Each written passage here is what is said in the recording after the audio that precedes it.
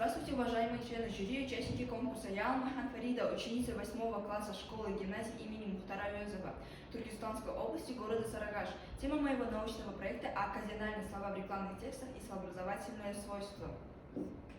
Работа состоит из введения двух глав, заключения и приложения, содержащих список оказиональных и список использованной литературы. По введению обосновывается актуальность выбранной темы, определяется цель и задача работы, указывается новизна работы, мотивируется выбор материала, а также указывается структура и содержание работы. Цель нашего исследования – определить основные способы образования оказионализма в рекламных текстах. Эта цель предполагает решение следующих задач. Первое – установить образовательные типы оказионализмов, определить степень их продуктивности. Второе – выявить основные функции оказионализмов.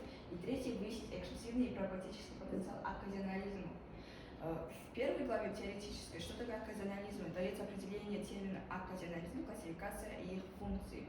Оказионализм от латинского оказионалия, случайно авторский, индивидуальный неологизм, созданный поэтом или писателем согласно существующим в языке импродуктивным с образовательным моделям, использующимся исключительно в условиях данного контекста, как лексическое средство художественной выразительности или языковой игры.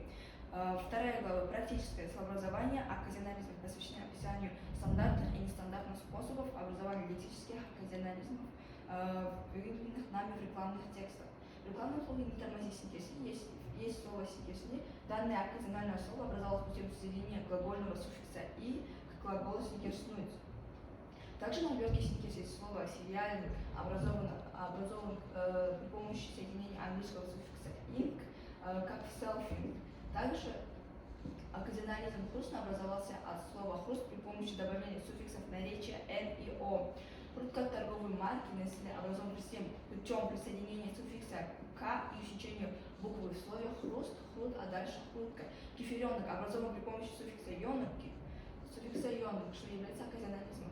Разве что боржомить. В данном слогане оказионализм боржомить образован от слова боржомить добавление суффикса «и» «т».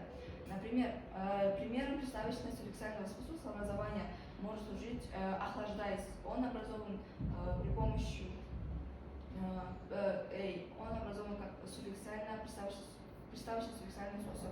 К корню хлад добавляется причастие «о», приставка «о» глагольного суффикса «а» и «ся». Оказионализм фруктонем образован как фрукт, фруктануть, а дальше фруктонем. В рекламном тексте Якобс Монарх есть слово «аромагия».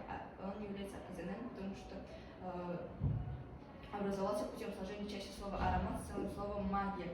Также оказиональное слово «кислый микс» образован путем сложения слов «кисло» и «микс» при помощи соединительной гласной «о», так же как цифроника. Он образован путем сложения целого слова и части слова «цифра» и части слова «техника» при помощи соединительной гласной «о». Неморфемный способ, как способ образования оказионализма в современной рекламе, представляется слово «банку фанки», образованное путем сращения в одну самостоятельную единицу слова существительного слова «банк», обратительные падежи и кириллической записи названия продуктов фанки.